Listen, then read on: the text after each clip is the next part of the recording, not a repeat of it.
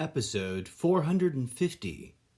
More deep, thinky thoughts on peace eternal, how to manifest it, and why we are experiencing a lack thereof. But first, a little DJ Zed with some Discotheque Synthetica.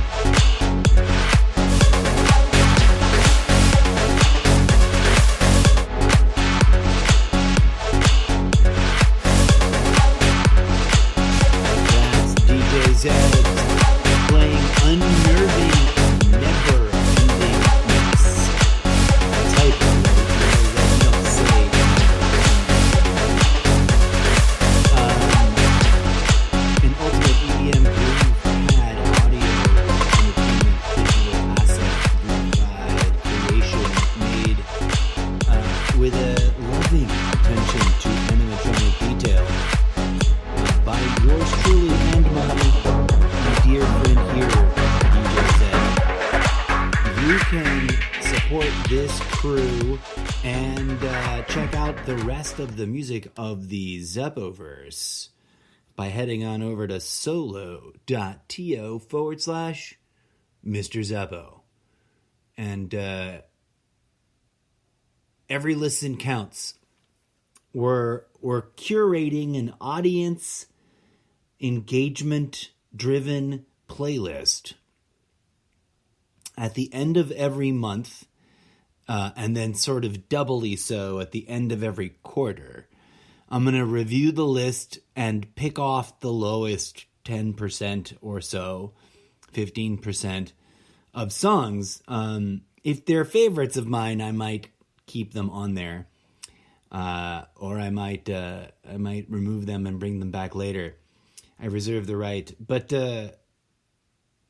only the highest of the highest ranked songs, independent of my personal attitude towards any of them as individual tracks, are going to make it into the final NFT album at the end of the year. So that's the big knock on wood.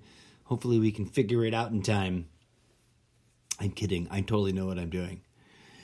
So join us for that, dear friends, over at soundcloud.com/Mr. Zeppo. Also, on a programming note, I did that thing again last episode. The new settings on this device that I was used to are now too much, so I forget to sort of counterbalance back and I did it with the last episode, and its volume is super loud. So if you're tuning into this episode and you're planning on listening to the next one, just remember to like tweak your volume way down, especially if you're putting on headphones. I apologize for that. I said that wouldn't happen again, and I totally let it happen again, but I promise you this time it's not happening again. For reals. So we're back. In part, mostly because I was mad at myself for ruining the volume, and I wanted to like leave things on a less awkward note in terms of audience experience. But also I had more thoughts. There is this great debate raging in the social medias, which to me, and maybe I've got a problem here, folks.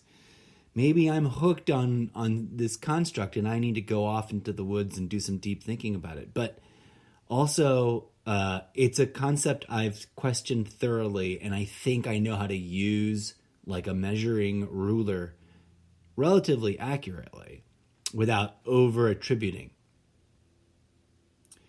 But this debate that is raging on feels to me as if it were measurably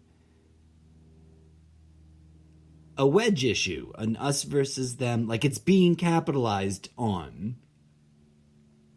I'm not saying that it's fake. I would never, because I cannot condone, subscribe to, endorse, or agree with any theory about the universe, real or not so real, that pushes the line towards solipsism, right? That tows the viewer in that direction towards crossing the line over into solipsist land. And all of the theories, especially the weirder and deeper into the conspiratorial end of the spectrum they go,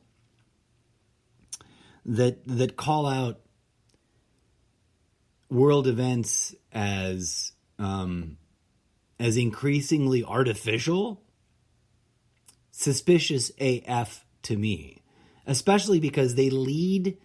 If you zoom back and just look at like what does that do to a person when they normalize an ill-advised conceptualization of the world that everything is a hoax, right? Everything.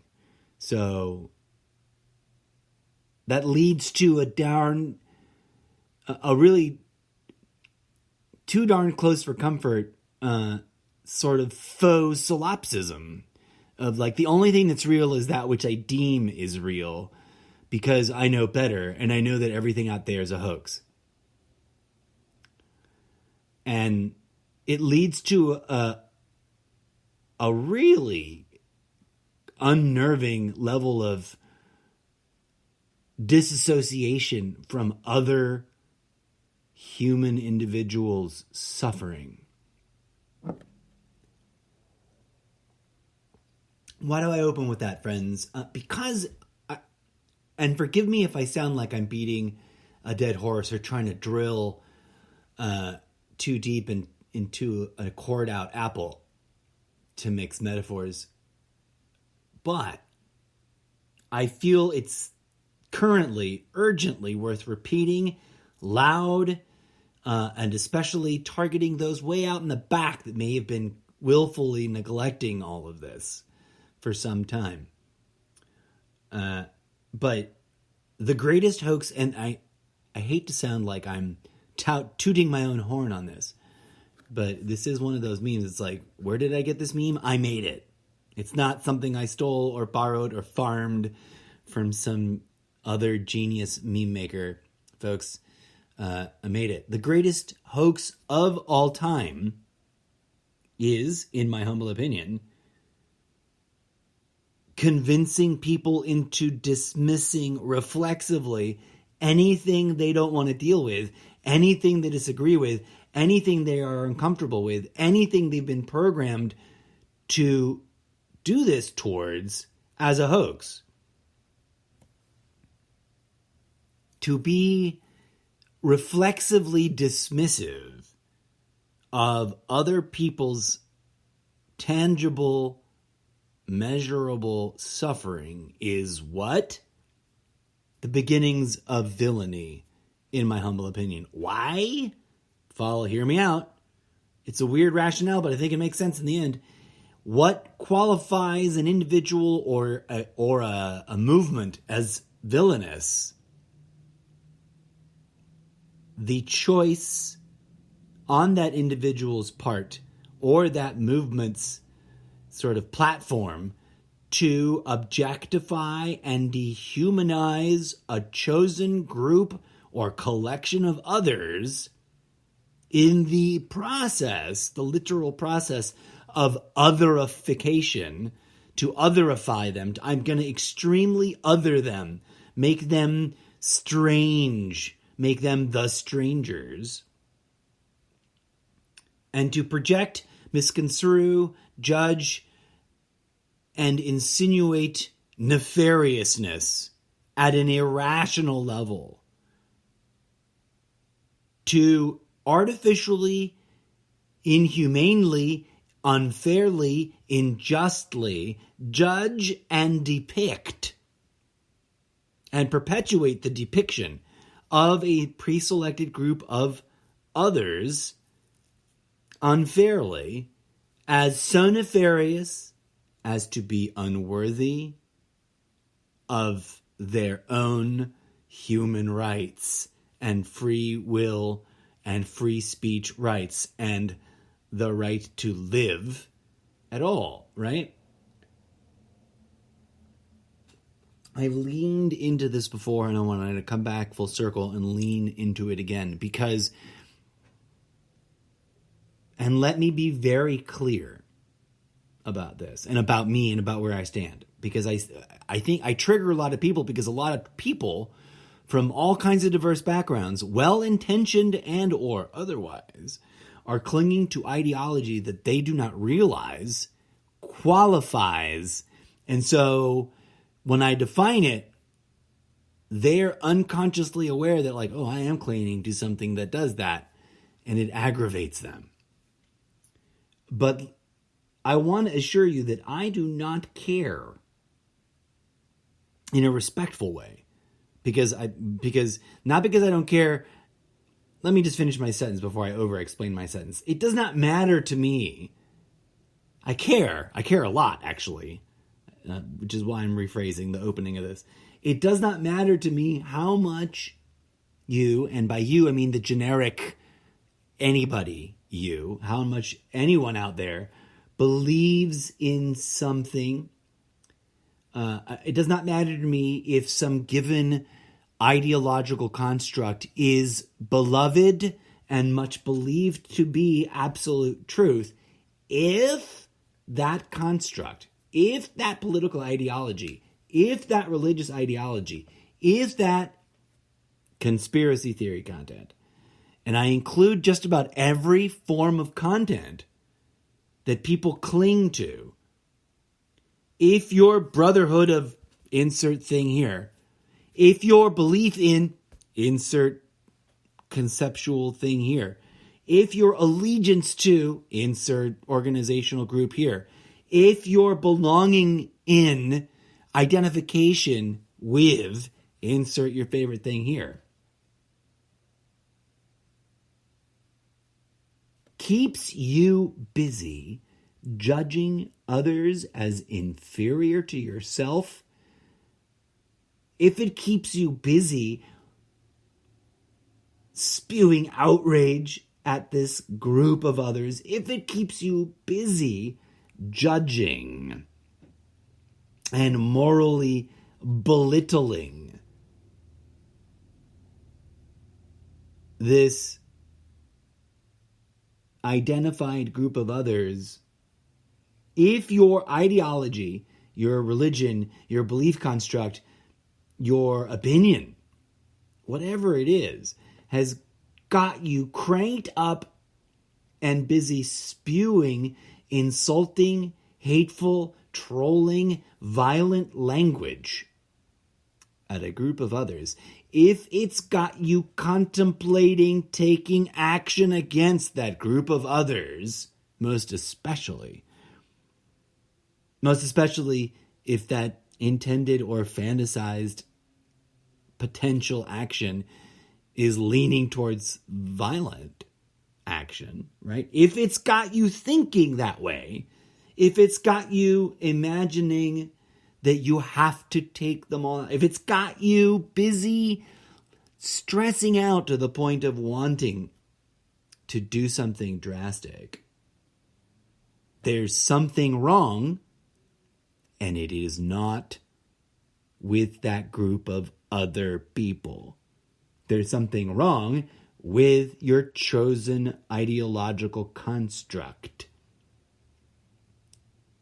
There's something wrong with that group you've pledged allegiance to. There's something wrong with that religious organization you've associated with yourself. If they've got you busy hating others and self-aggrandizing that tribe you belong to,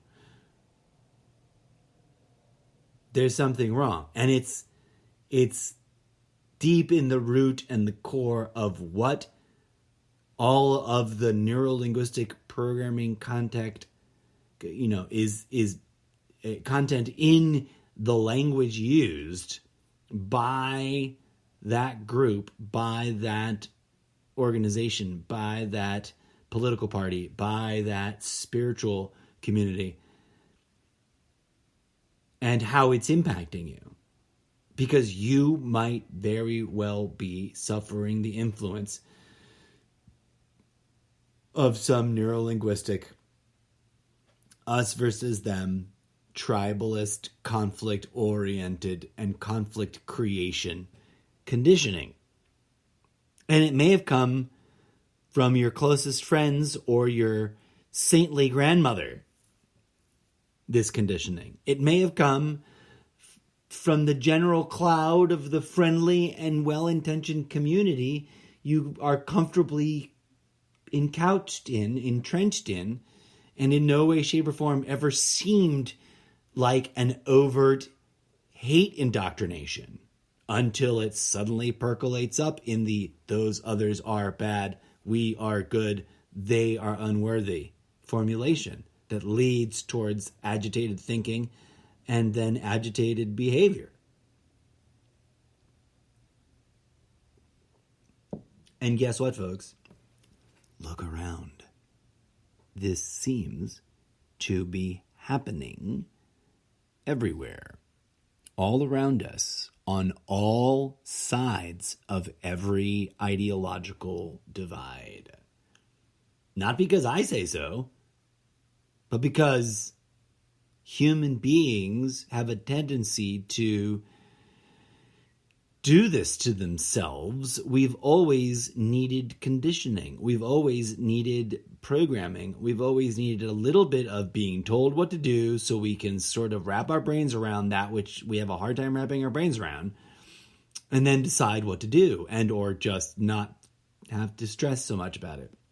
And this is neither good nor bad until it becomes so over the course of time, and the inculcation of corrupted thinking. We could fight each other about it. Want to fight about it? Pointless, right? As we've discussed many a times on the show.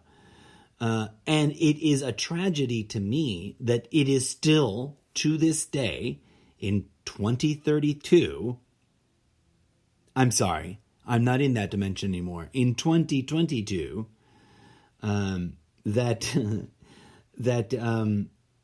it's still commonplace to mock, ridicule, poke fun at, dismiss, belittle, and generally ignore anyone and everyone that's like, well, if we just focused on love and healing and forgiveness and did some exploring of the spiritual side of things so that we understood better, because that's always been there. It's always been part of the solution to the problem we've always been dealing with.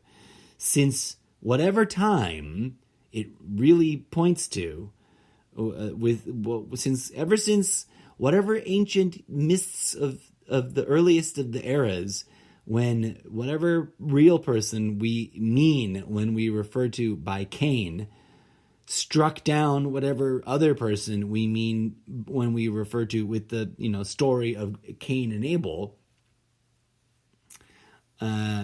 till now, we've tried everything but.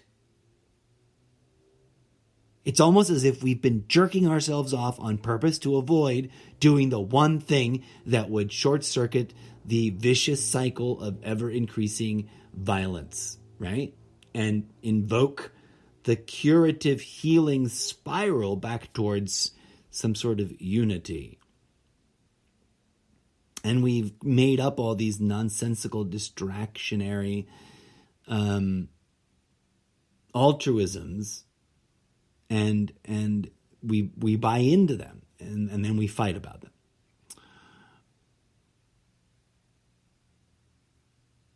This great debate, which has now been recontextualized given this most recent outburst of outrageous, egregious violation of human rights in the form of military action, this conflict going on in Ukraine, right? But the debate is the same debate that burst forth when we were, previously outraged at the situation between Israel and Palestine, or the situation in Syria and Yemen and a number of other countries, as we have been touchstoning on and returning to. The debate is whether or not this group or that group is the aggressor, whether or not this group started it or that group started it, whether or not that group is truly so vicious and vile and riddled with blood-drinking, baby-eating monsters of some kind for some reason that they must be totally obliterated, or whether or not the person, a group using those pretextual excuses are the ones that are vile and evil and vicious and disturbing and need to be obliterated. Therein lies the catch-22, friends, right? The moment you or we, the moment our tribe starts rationalizing reasons for which we must correctly and or supposedly justifiably dehumanize another group of people to the point of objectifying them enough so that we can commit violence against them because they must be wiped out, quote unquote. What have we done but become the evil empire that we tried to destroy when we were the rebels fighting against the evil empire? And over and over and over and why? Because it is a kind of spiritual cancer. And war has never been a real solution. And so, it is important, I believe, in this day and age, as people are truly and genuinely simping for Putin and trying to present this mental pretzeling, emotional, this gymnastic effort to rationalize what is beyond the pale, right? Because of, and using the very nonsensical tools and pretextual excuses that were used in order to initiate the whole affair. And when it doesn't matter, right? Even if there's slivers of fact and notions of, tiny chunks of sanity there, which there often are, right? Even in the most nefarious of rationalizations, there are plain and simple facts being misused and reattributed and turned inside out, etc. The bottom line is, if you must become the bad guy in order to stop the bad guys, then nothing has been achieved. And if the only way we know how to deal with evil is to lower ourselves to the same evil, then we should really stop and reevaluate. And that's That's my point. That's what I've been trying to drive home, especially over these last few weeks, these last few days and weeks as this craziness escalates. The most recent outrage, to get real specific, out of the Ukraine-Russia conflict is that Russia bombed a hospital, pretextually, sort of absent-mindedly saying after the fact, but as a pretextual excuse, oh, that wasn't really a hospital. Get this. It was apparently a hive of evil, alt-right, extremist, neo-Nazi, goose-stepping, baby-eating, dragon lizard people. Now, I'm sure they didn't really take it to that extreme, but they hyper-vilified. We dropped bombs on this fake hospital because it was the headquarters of the ultra-right nationalist regime, right? Now, I understand why some people would fall for that, but here's the thing.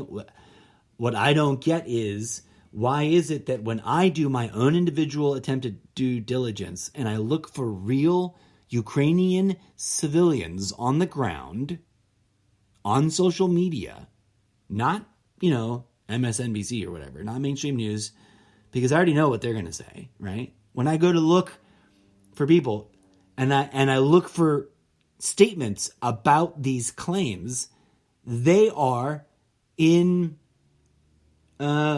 general all in agreement that it's absurd. And generally, here's the if I'm going to compile the different responses into sort of one broad picture, it's this.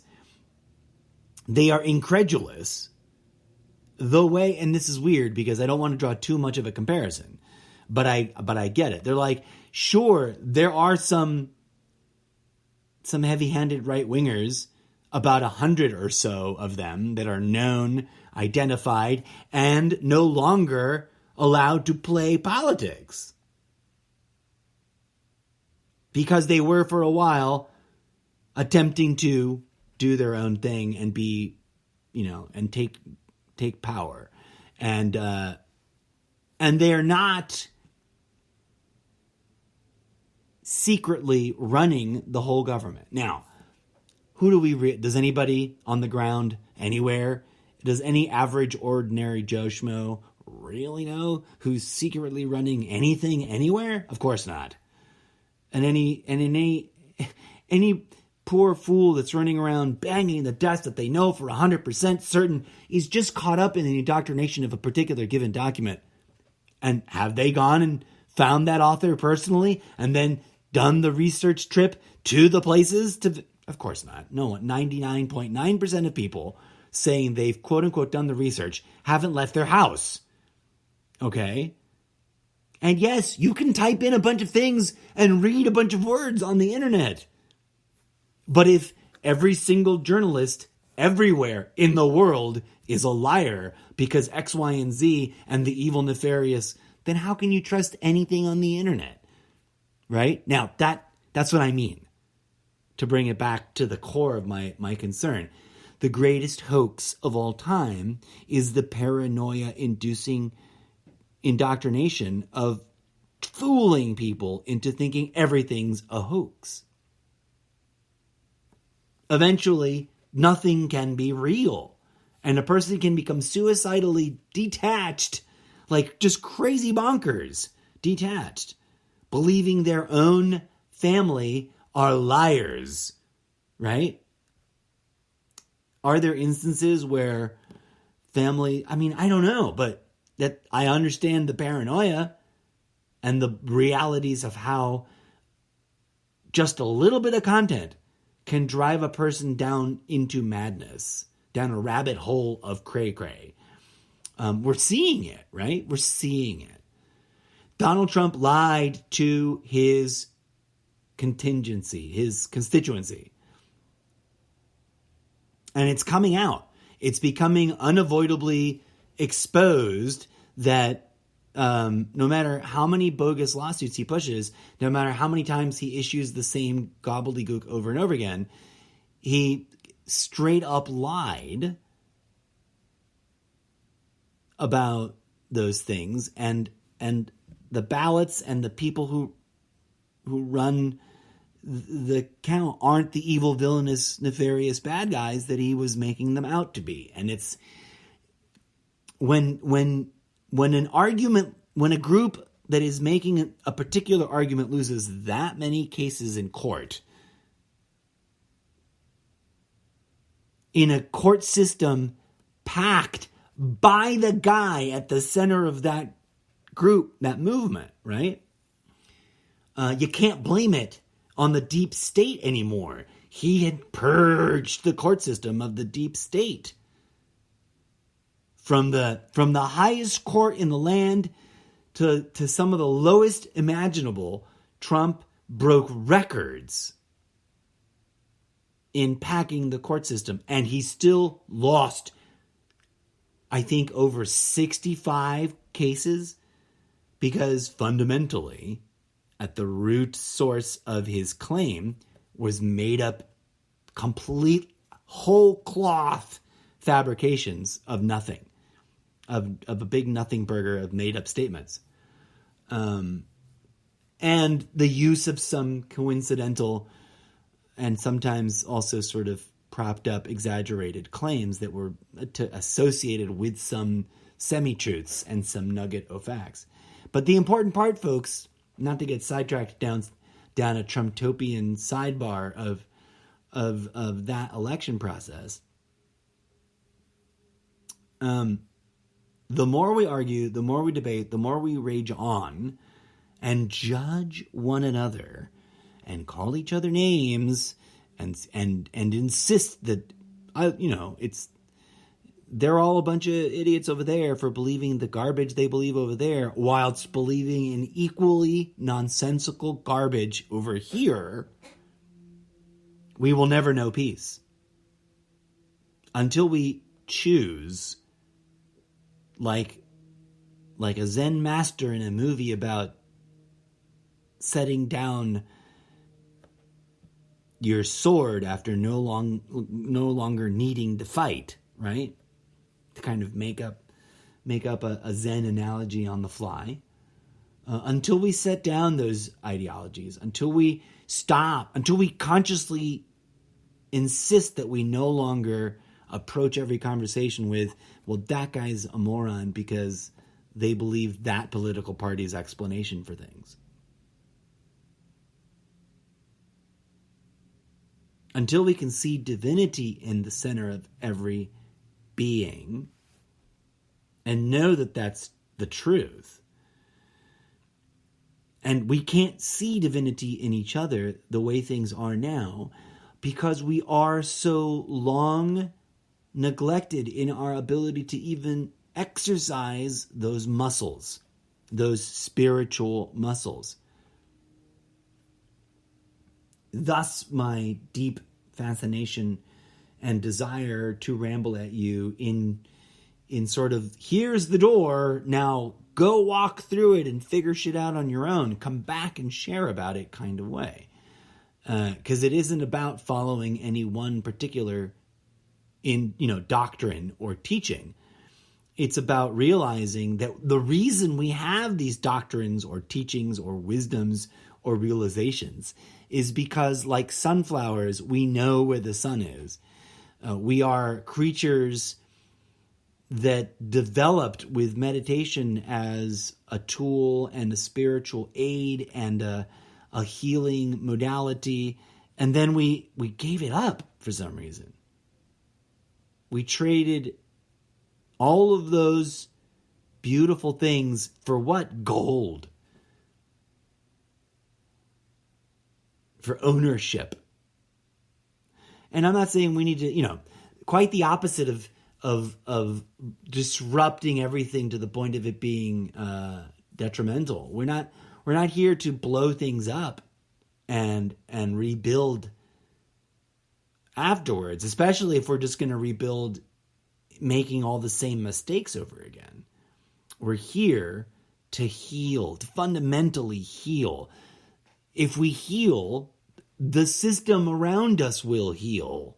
Never mind having to fight for that justice. Never mind having to fight to rectify systemic. We wouldn't even have to fight to recognize, to raise the awareness that there is such a thing as systemic racism.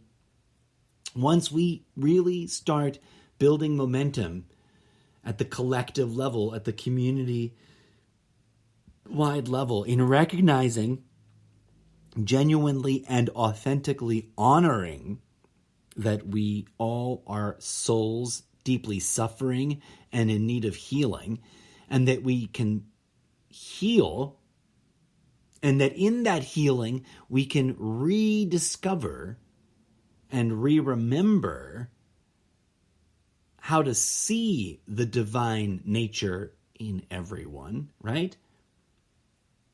As we were saying in the last episode, then we will resolve the true crisis in our world, because all these other things, the war, the crime, the politics, the corruption, the greed, the nefariousness, those are symptomologies. They are the end result of this deep-seated, ancient, long-neglected spiritual trauma that needs healing. So if we attend to the root cause, if we heal ourselves through forgiveness practice, through meditation, through the creation of a new cultural, postmodern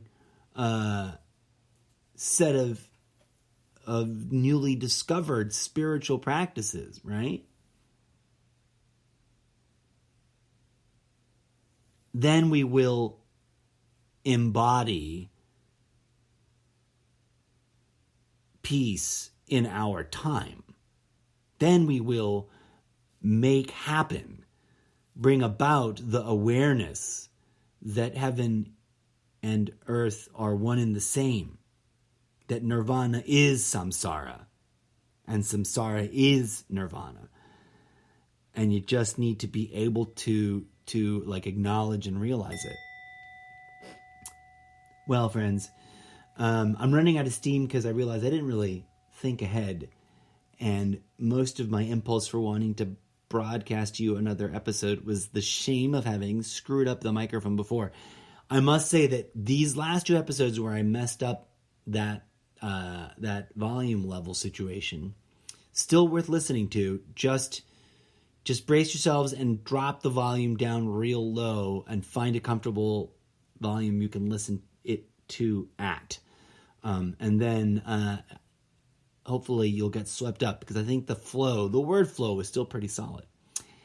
At any rate, I humbly thank you for joining us and tuning in. I've been your host, the incorrigible Mr. Zeppo, and DJ Zed has been your animatronic, musical sidekick, bringing you all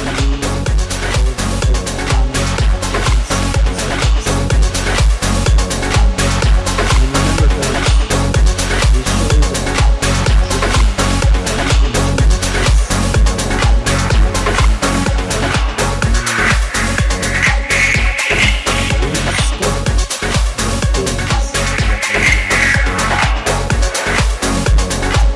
this show is don't